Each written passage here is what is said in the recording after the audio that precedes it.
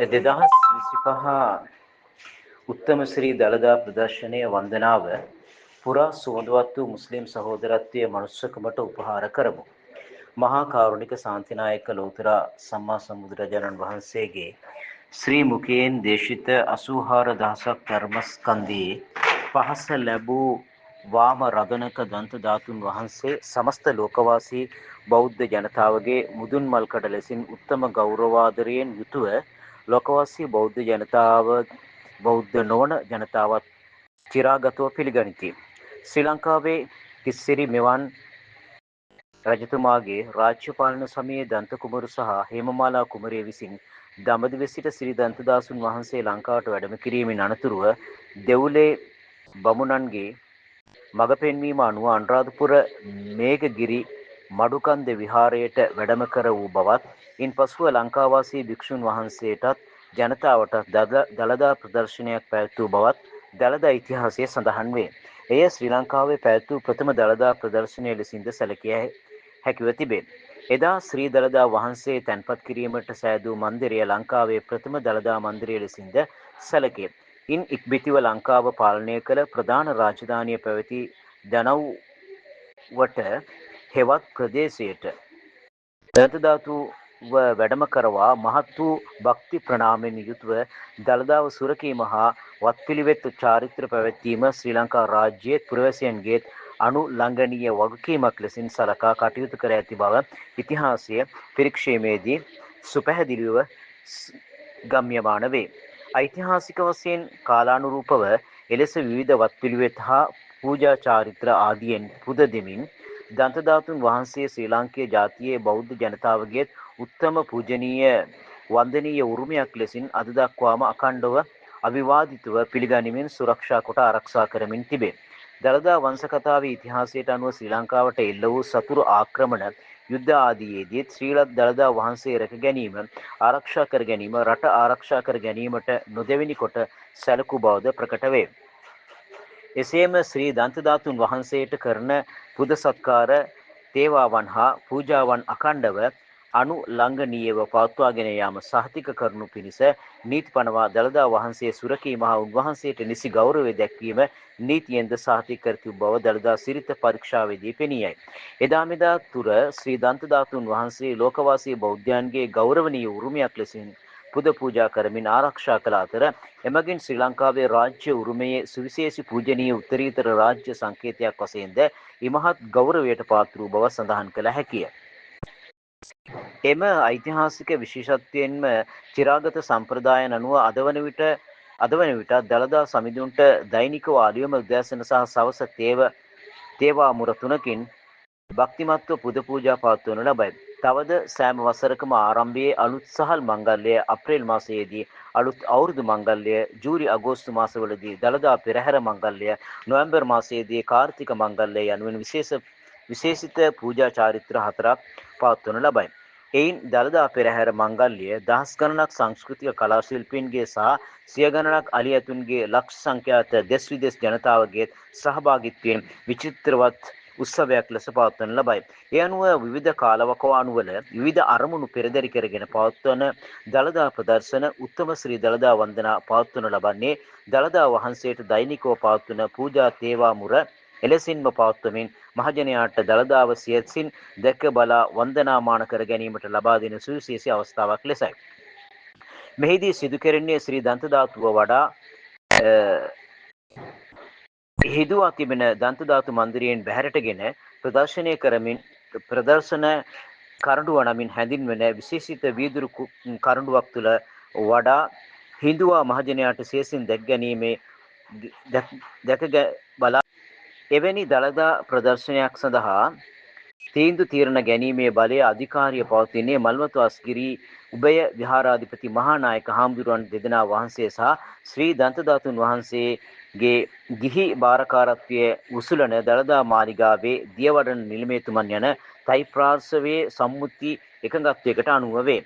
ඒ අනුව එවන් දළදා ප්‍රදර්ශනයක් පැවැත්වීමට නියම කිරීමට හෝ අනකිරීමට කිසිවෙකුට කළ නොහැක. නමුත් ඉහතකේ ත්‍රිපාර්ශ්වීය භාරකාරත්වයේ නිශ්චිත අරමුණක් පෙරදරි කරගෙන ඉල්ලීමකට අනුව දළදා දැක්මක් පැවැත්වීමට දළදා අනුමැතිය පළ කිරීමට මහානායක හාමුදුරුවන් දෙදෙනා වහන්සේ සහ දියවරණ නිලමේවරයාට එක්ව කළ හැකිය. තවත් එවැන් අවසරයකින් පවත්වන දන්ත ධාතු ප්‍රදර්ශනයක් එම ත්‍රිපාර්ශවයේ පූර්ණ අධීක්ෂණයට යටත්ව එතුමන්ලාගේ මඟ පෙන්වීම අනුවම සිදු කිරීම සම්ප්‍රදායව පවතී. ඉතිහාසයේ විවිධ අවස්ථාවල එලෙස පැවති සම්ප්‍රදායට හා පිළිගැනීමට අනුව දළදා දැක්ම හෙවත් ප්‍රදර්ශන පවත්වා ඇති අතර බොහෝ විට දළදා ප්‍රදර්ශනයක් පවත්වා ඇත්තේ යම් නිශ්චිත පොදු අභිලාෂයක් සුවසෙතක් රටට ජාතියට සාන්තියක් උදා කර ගැනීමට හෝ දුර්යෝගයකින් ගැලවීමට පිහිට ආශිර්වාදය පතාගෙන බව දළදා ප්‍රදර්ශන ඉතිහාසය ගවේෂණයේදී තා පැහැදිලිව ගම්‍යමාන වේ. ඒ අනුව නියඟයක් දුර්භික්ෂ තත්ත්වයක් යුද බියක් රෝග බියක් දුරු කර ගැනීමෙන් රටේ ජනතාවගේ ආරක්ෂාව සුවසිද්ධියට හේතු වන ලෙස පිහිටක් රැකවරණයක් සලසා ගැනීම වැනි රටට ජනතාවටත් යහපතක් සෙතක් සාන්තියක් යන අභිප්‍රායන් ඉතිහාසයේ සිට දළදා ප්‍රදර්ශන පැවැත්වූ බව සඳහන් කළ හැකිය. මෙහිදී රහසින්වත් පවු නොකළ සම්මා සම්බුදුරජාණන් වහන්සේගේ ශ්‍රී මුඛයෙන් කිසි දිනක බොරුවක් කේලමක් හිස් වචනයක් පරුෂ වචනයක් ප්‍රකාශ වී නැති හේයින් ද සකල ලෝකවාසී සත්වයන්ට මෛත්‍රිය කරුණාව දයාව උපේක්ෂාව ප්‍රඥාව මුල් කරගත් මෙලොව පරලොව දෙකම ජය ගැනීමට උදව් උපකාර වන සද්ධර්ම ස්කන්ධයෙන් 84000ක් පමණ දේශනා කළ හේින්ද උන්වහන්සේගේ මහාර්ග පූජනීය ධර්මයේ ස්පර්ශය ලැබූ දන්ත ධාතුවේ එනයින් පවතින අනුහස් ගුණයෙන් පිහිට ලැබේයයි යන ශ්‍රද්ධා සම්පන්න ඇදහිල්ල නොවෙනස්ව බෞද්ධ ජනතාවගේ හදවත් තුළ නිදන්ගතව තිබේ. අපට ජනමාධ්‍ය තුළින් දැනගැනීමට ලැබුණු ලෙසට මෙවර දළදා ප්‍රදර්ශනයේ ආරමුණු ලෙසින් සඳහන් වූයේ පැවති දේශපාලන තට්ටුමාරු ක්‍රමයෙන් බැහැරවන්නව රජයක් පත්ව ඇති බැවින් එකී රජයටත් මහ ජනතාවටත් ස්වාභාවික දුර්යෝග ආදිය ඇති නොවි සාමයෙන් සතුටින් සහජීවනයෙන් ජීවත් වීමට සුදුසු වාතාවරණයක් සකසා ගැනීමට දළදා වහන්සේගේ අනුහස් ආසිරි බලයෙන් අවස්ථාව උදා වේවා යන ප්‍රාර්ථනාව ඇදහිීම පෙරදරි කරගෙන මෙවර දළදා ප්‍රදර්ශනය පවත්වන බවයි. ප්‍රසිද්ධියේ ප්‍රකාශිත අරමුණු ඒවත් ඊට පිටින් සැඟවුණු දේශපාලන අරමුණු රැසක් පවතින බවත් ඒ සැඟවුණු අරමුණු වල ගොදුරක් බවට මල්වතු අස්ගිරි උබේ විහාරාධිපති හිම්පාණන් වහන්සේද අසූ බවත් දියවරණ නිලමේතුමා ඒ දනිතත් නොදන්නාසේ හැසිරෙන බවත් මේ දිනවල දළදා වඳ පුදා ගැනීම පිළින භික්ෂුණී උපාසක උපාසිකා යන සිවණක් පිරිසම ප්‍රකාශ කරති. ඒ අනුව ඉතිහාසයේ කිසිම දිනක නොතිබි ලෙස දළදා ඉතිහාසයේ මකා දැමීමට නොහැකි ලෙස කළු පැල්ලම් රසක් මෙවර දළදා ප්‍රදර්ශනය තුළ සිදුව ඇති බව සහ සිදුවමින් පවතින බව දළදා වන්දනාවට පැමිණි දින ගණනක් මහවුරුර පදික වේදිකාවේ අවිවැසි වලින් පීඩා විඳින්මින් හෙම්බත්ව මහත් වූ ගැහැටක් විදිමින් සිය බුද්ධ වන්දනාව කර ගැනීමට සැදී පැහැදී සිටි ජනතාව පවසති.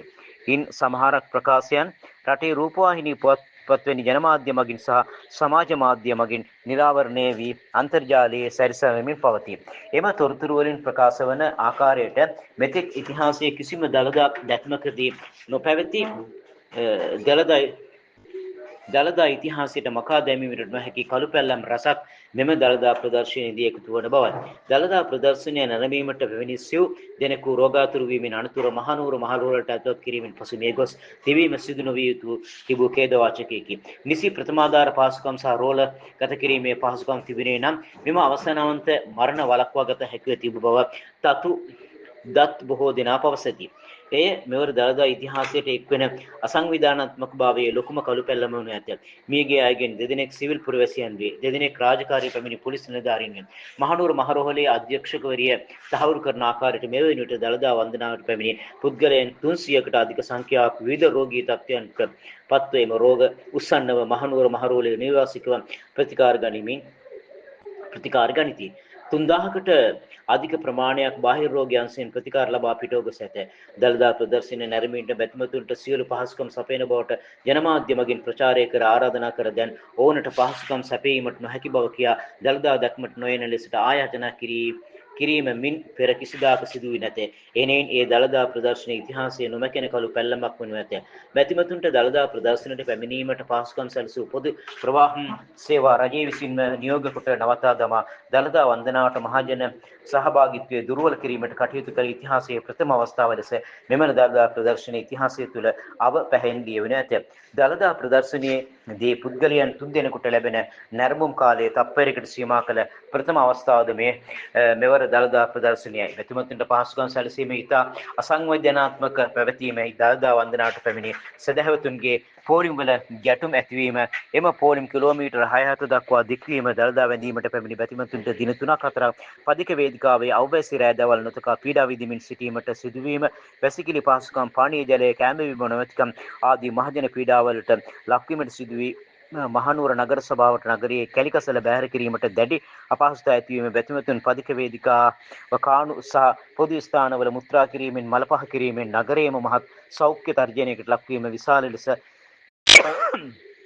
පුද්ගලයන් අතර මංවීම මත බැතිමතුන් දැඩි මානසික අසහනයකට පත්වීම ආදී නොවිය යුතු අමිහිරි අවලස්සන සිදුවීම් රසක් මෙවර දළදා ප්‍රදර්ශනය පුරා සිදුවිය ද ඒවා මහා කළු පැල්ලම් ලෙස පවිත්‍ර වූ දළදා ඉතිහාසය අපවිත්‍ර කරමින් ලියවිණ ඇත.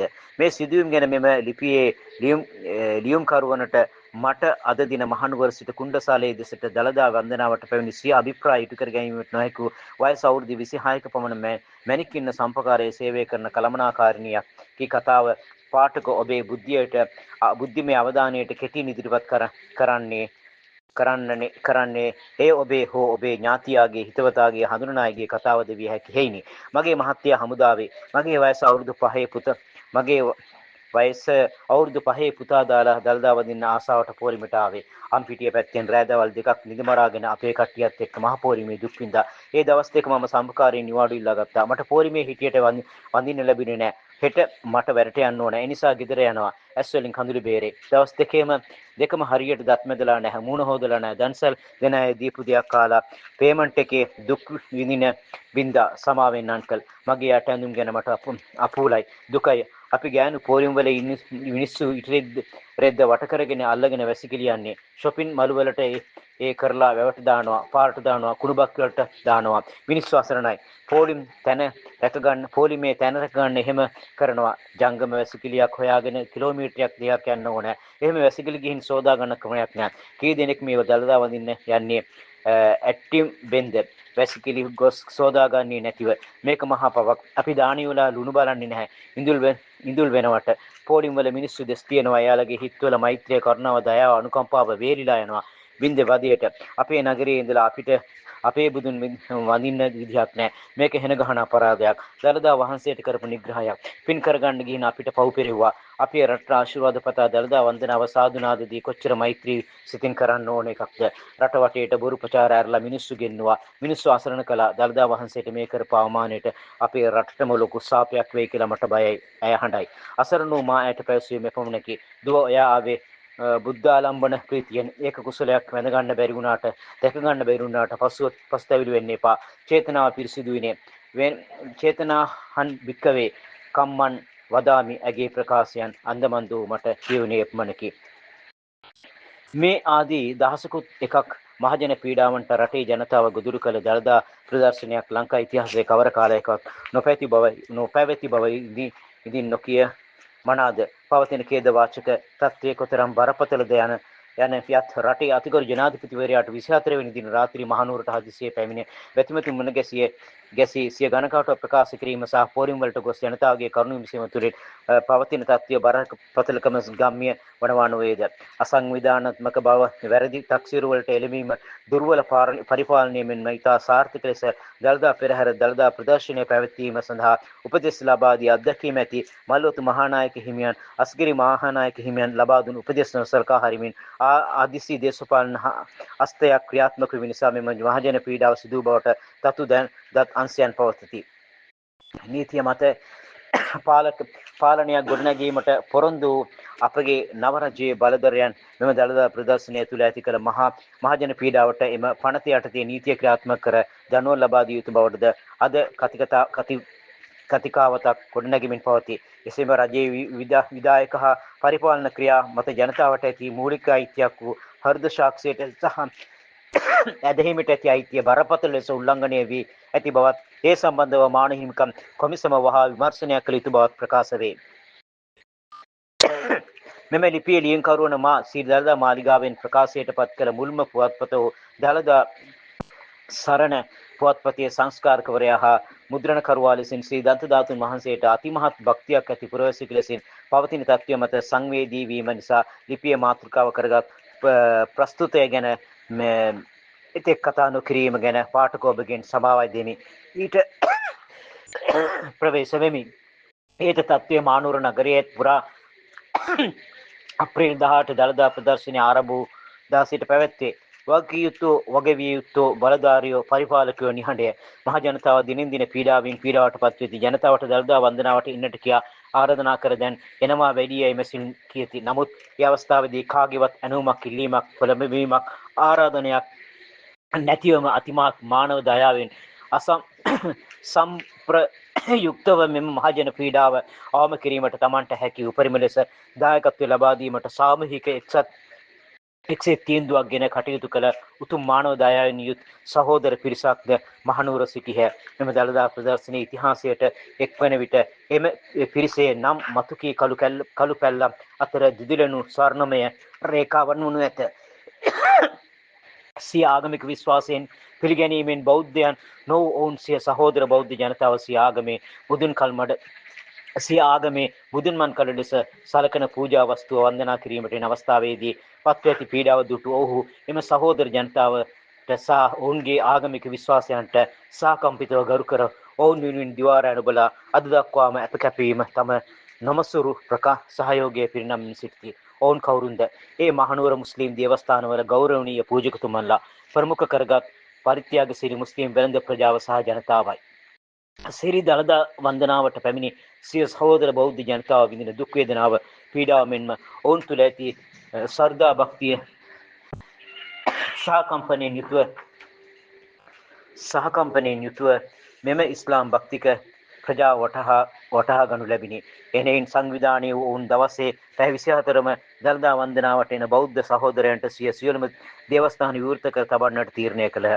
එමගින් දළදා වන්දනාවේ ලක්ෂ සංඛ්‍යාත බැතිබඳුන්ට වැසිකිලි කැසිකිලි පාසුකම් සැලසීමට, රාත්‍රිය පහන් කරන තෙක් නිදා ගන්නට, ඉඩ ලබා දීමට, කෑම්බීම ලබා දෙන්නට, ස්නානය කර පිරිසිදු වීමට අවස්ථාව ලබා සලසා දීමට, පෞද්ගලිකත්වයේ සුරකින ලෙස ඇඳුම් මාරු කර ගැනීමට, ඉර ප්‍රස්තාව සලසා දීමට ආදී ලෙස දිවයිනේ කවර පළාතකින් කවර තරාතිරමකින් ආවත් ඉතා ගෞරවයෙන් පිළිගෙන ආගන්තුක සත්කාර කිරීමට ඔවුන් මහත් කැපකිරීමක් මනා සංවිධානයකින් යුතුව කළහ. තවමත් කරමින් සිටිති. ඒ සඳහා ඔහු ප්‍රචාරක දැන්වීම පළ නොකළහ. තමන්ව අගය කරගනිමින් පුච්චානම් වර්ණනා නොකීය. දළදා ප්‍රදර්ශනය වෙනුවෙන් නගරයේ පුරා මිනිස්සුන්ට බුදුගුණ ගයන දළදා සංවිධායකයන්ගේ පණිවිඩ ලබා දෙන දළදා විකාශනයෙන් ඔවුන්ගේ සේවාව ලබාගත හැකි බවත් ප්‍රකාශ කරන තත්ත්වයක් තුළ පවා ඔවුන් නිහඬව නිස්සරණ අධ්‍යාසයෙන් යුතුව සිය බෞද්ධ සහෝදරයන් සඳහා තම යුතුයකම් ඉටු කළහ. තමන්ට පුළුවන් උසස්ම ලෙස එම සහෝදරාත්මක මෙහෙවර අදටත් ඔවුන් කරමින් සිටිති. පසුගිය අකාණුවල මුස්ලිම් මිනිස්සු මුස්ලිම් පල්ලි බෞද්ධයන්ගේ සතුරන් ලෙසට ආගම්වාදී සහ ජාතිවාදීන් ගෙන ගිය අසත්‍ය අමූලික පට්ටබල් පොරු ප්‍රචාරවලින් ඉහමොලේ නරක කරගෙන සිටි බෞද්ධයෝ මහනුවර දළදා වන්දනාවට පැමිණි මුස්ලිම් පල්ලිවලට ගොස් දළදා වන්දනාවට සුදුසුස පිරිසුදු වේ පේවී සූදානම් වී මහත් සැනසීමෙන් යුත ඔවුනට පින් පෙත් ප්‍රාර්ථනා කරමින් දළදා වන්දනාවට සතුටින් නික්ම යන ලස්සන සුන්දර දර්ශනය එය මෙවර දළදා ප්‍රදර්ශනයේදී දළදා මාලිගාවට පිටතින් දකින්නට ලැබුණු චමත්කාරම දර්ශනයක් විය. ඇතැම් විට භික්ෂුන් වහන්සේලාත් භික්ෂුණීන් වහන්සේලාත් එසේ තම ශරීර කෘතිය කර ගැනීමට ඒ පල්ලිවලට ගිය අවස්ථාවේ එම මම දුටිමි. මෝලේතුමන්ලා දේවස්ථාන භාරකරුවන් මහත් ගරුසුර ඇතුව පැමිණ සැමට තම සහෝදරත්වයේ හස්තය දික් කළහ. ඇවැසි සේවාව නිදහසේ ලබා ගන්නට අවස්ථාව සැලසුව. ඔවුන් කිසිවෙකුගෙන්වත් ඒ වෙනුවෙන් ඇගීමක්, ස්තුතියක්, ප්‍රශංසාවක් අපේක්ෂා නොකළ බව බොහෝ දෙනා මට පැවසුවේ. සිය සේවයේ යුතුයකම වක්කීම ඔවුන් නොපිරිහෙලා ඉටු කරන ලැබිනි. මහయ్యాව මහපල්ලිය, මහయ్యాව නක්ෂබන්දියා පල්ලිය, මහනුවර රතු පල්ලිය, මහනුවර රජවීදිර පල්ලිය, මහయ్యాව පල්ලිය, මහනුවර මිලිටරි පල්ලිය, මහනුවර ලයින් පල්ලිය, මහනුවර මීරාමක්කම් පල්ලිය, කටුකස්තර ජුම්මා පල්ලිය ආදී මහනුවර නගර සභාව තුළ ඇති සියලු මුස්ලිම් දේවස්ථාන දළදා වහන්සේ බැඳ පුදා ගැනීමට එන සදහවත් බෞද්ධ භික්ෂු භික්ෂුණී උපාසක උපාසිකා යන සිවණක් පිරිසටම දන් පැන් වලින් සංග්‍රහ කර ගිමන් නිවාගෙන නිදාගෙන වැසිකිලි කැසිකිලි ගොස් නා පිරිසිදු වී ඔවුන්ගේ වන්දනාව බැතිමත්ව කර ගැනීමට උපකාර කළහ. ඔවුන් වෙනුවෙන් දිවා රැ නිදිමරුහ, වෙහෙසුණහ, ශ්‍රම ධනය නිර්ලෝභීව වියදම් කළහ. විටක ඒ සේවාවන් ලබාගත් උදවියම ඒ වුණත් ඒ මුස්ලිම්නේ වැනි ඔවුන්ගේ සේවාව සාගම අවතක්සේරු කර පුරුද්දට මෙන් කියු කතාද නැත්තේ නොවේ. නමුත් ඉමහත් ඉවසීමෙන් සහ සංයමයෙන් සිනාමුසු මුහුණින් සිය දෙවියන් විසින් ඔවුන්ට පවන ලද කාර්යය ඔවුන් විශිෂ්ට ලෙස ඉටු කළහ. තවත් විටක සේවාව ලබා ගැනීමට පැමිණි උදවිය පල්ලිය භූමිය අපිරිසුදු නොකලා දුනවේ. ඒ සෑම විටම ඔවුන් ඉමහත් සිතින් ඒ සියල්ල ඉවසාගෙන කටයුතු කරන මම දුටුවෙමි. එසේ පැමිණ පැතිමෙතෙක් වරක් වැසිකිලි පෝච්චියට මුත්‍රා නොකර වැසිකිළියේ බිත්තියට මුත්‍රා කරනු දැක්ක තරුණ මෞලවිවරයෙක් ඔහුගේ කාර්යය නිමවනතුරු සනාමුසු මුහුණෙන් බලා සිට කිසිවක් නොකියා වැසිකිළියේ බිත්තිය පිරිසිදු කරන අයුරු මා බලා සිටියෙමි. අනතුරුව වැරද්ද කළ පුද්ගලයාට එය පෙන්වා නොදුන්නේ මන්දයි මම මෞලවිවරයාගෙන් ප්‍රශ්න කළෙමි. ඔහු සිනාසී පහත සඳහන් කතාව මට කීවේය. නබි නායකතුමා දවසක් එතුමාගේ සහාබාවරුන් මිතුරන් සමග ජුම්මා පල්ලියක සිටින විට යුදෙව්වක් මුස්ලිම් විරෝධියෙක් ඇවිත් පල්ලිය තුල මල පහ කළා. සහාබාවරු ඔහුට විරුද්ධ වන්නට යන විට නබි නායකතුමා ඒ නැවැත්තුවා. ඔහුට සිය කාර්යය කරගෙන යන්නට ඉඩ දුන්නා. පසු නබි නායකතුමා ඒ අසුචි ඔහුගේ අතින් ඉවත් කර එතුමා පිරිසිදු කරන විට මල පහ කිරීමට පැමිණි යුදෙව්වා තම සලුව අමතක වී ගෙන යාමට පැමිණියා. ඔහු නබි නායකතුමා තම වසරු ගොඩ අප්‍රියතාවයක් නැතිව පිරිසිදු කරන බව දැක්කා. ඔහු පැහැදී ඉස්ලාමය පිළිගත්තා. ඒ අපේ ආගම මනුස්සකමට අපමණ අගයක් දෙන ආගමක්. ඒ මෞලවිතුමා මට කිව්වේ එපමණකි. මේ සියල්ල තුළ මේ ලිපියේ ලියුම් කරු ලෙස මට මෙලෙස සිතේ. මම උපතින් බෞද්ධයෙකි. දළදා මාලිගාව පෙරණ මානේ ධර්මරාජ විද්‍යාලය ඉගෙනගත් නිසා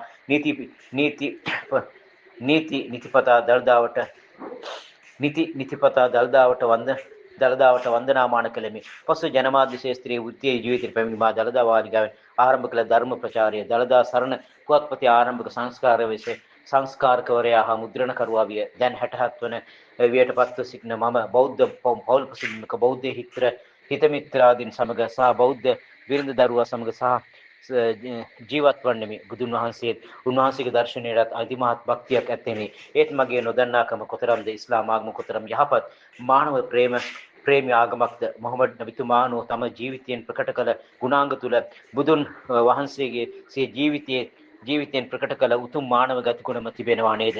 බුදුදහම ගවේෂණය කළා සේම ඉස්ලාම් ආගම ගවේෂණය කළොත් එමගින් සිංහල බෞද්ධ ජනතාවට ඉස්ලාමීය පවතින උසස් බෞද්ධ ඇවතුම් පැවතුම් කොතරම් ප්‍රමාණයක් හඳුනා ගන්නට ලැබෙයිද? ඒ සත්‍ය යථාර්ථය අවබෝධ කරගත් දිනක මුස්ලිම් වරුන් අපේ සොයුරන් ලෙස පිළිගැනීමට ඇති බිය පහව යනවා නේද? එසේ සිතූ මා මේ ලිපිය මෙසේ සටහන් කොට අවසන් කරන්නෙමි. මා කුඩා මිනිසෙකි. නමුත් ලංකාවේ ජ්‍යෙෂ්ඨ පුරවැසියෙක්මි. මහනුවර ඉපදී හැදී වැඩි දළදා සමිඳුන් සෙවණේ ජීවත් වන්නෙක්මි. සමස්ත ශ්‍රී ලාංකීය බෞද්ධ ජනතාව වෙනුවෙන් මගේ ගෞරව ප්‍රණාමය මෙදා දළදා ප්‍රදර්ශනයේ මහනුවර මුස්ලිම් වරුන් ලෙස ඔබ ප්‍රකට කළ පරමාදර්ශය හැසිරීමට ඔබ සියලු දෙනාට බොහෝ පින් සිදු වේවා. ස්තුති වේවා. 2025 ශ්‍රී දන්ත ධාතු ප්‍රදර්ශනයේදී සමස්ත මහනුවර ගඳ ගසන තත්වයට ඇදවැටෙන අවස්ථාවේදී ඔබේ මිනිසුන්ගේ ආදර්ශමත් සහෝදරාත්මක කැපකිරීම වලින් සේවාවන් ලබාගත් සහ ඒ දෙස බලා සිත් පහන් කරගත් ශ්‍රී ලාංකික බෞද්ධ ජනතාවගේ හදවත්වලට ඔබේ ගුණ සුවඳ නිතිපතා දෙනු නැත. උත්තම ශ්‍රී දළදා වන්දනා ඉතිහාසයේ පුරා ඔබේ ඒ මිනිසත්කමේ සුවඳ නොනැසී පවතින ඇත. ඔබ සැමට දළදා සමිති පීඨයි අල්හම්දුලිල්ලා. සරත් කුමාර දුල්වල ප්‍රවීණ මාධ්‍යවේදී විශ්වකලා ශ්‍රමික සංසදීය සභාපති.